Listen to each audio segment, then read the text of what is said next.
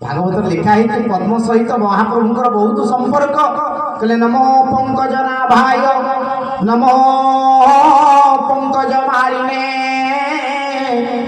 नमो पंकज नेत्राय नमस्ते पंकजाग्रय। भगवान आखि हूँ कमल नेत्र, भगवान पाद हूँ कमल पाद, भगवान मुख हूँ कमल मुख, भगवान पद्म सहित भारी भल संपर्क। कहले पद्म फूल टे नहीं गले महाप्रभु सांगे लगी देहरे लगी सांगे मनोहर दास पद्म फूल नहीं आसिले चली चली आसला बेलू 3-4 दिन हो गला फूल टे मलिन पड़गला सुखिला हो गला। सेवक को बढ़ाई देने कहले आज्ञा श्रद्धार फूल टी आनी महाप्रभु को लगी करदे। सेवक फूल को जिते बड़े धरीदे देखीदे मलिन हो गला सुखीगला। सेवक रागिकी जाछातकरी गाड़ी कले कहले अरे आमर ये रसिकिया ठाकुर अरे ये कोटी ऐश्वर्य भोग करवा वाला सुखिला पद्म फूल दौचु दिह लगी हेबे रखे रखे तो फूल कहीकि झिंगासिकी पलैले। मनोहर दासंकर मनरे टिके अभिमान आसिला दुख आसिला प्रभु आपण परा शास्त्र रे कहिचंती जी श्रद्धार जहा दब ताको ग्रहण करे आपण परा निजे कहिचंती भगवत गीता रे पत्र पुष्पम फलम तोयं जो मे भक्त्या प्रयच्छति।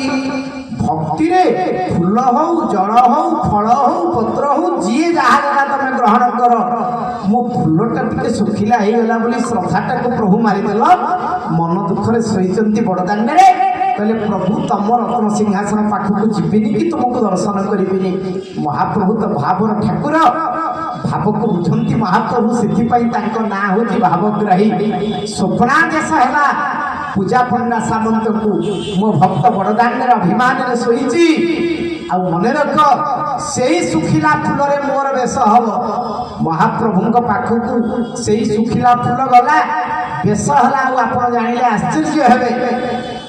से मनोहर दास स्मृति रे आज भी माघ मासर शुक्ल पक्ष बुधवार महाप्रभुंकर पद्म बेश हम अन्य कौन सी बेश महाप्रभु बड़ शिकार हमें ना रात्रि यापन करती ना गोटे बेश हूँ पद्म बेश जो पद्म बेश प्रभु सज्जित है महाप्रभु निद्रा जीवे पहुड़ जीवे सकाल पाइले से पद्म बेश मैलम हम पढ़ा हम ये हूँ भक्तर भगवान आप जानिले आश्चर्य हेबे। आज भी प्रतिदिन घटना एभली घटुची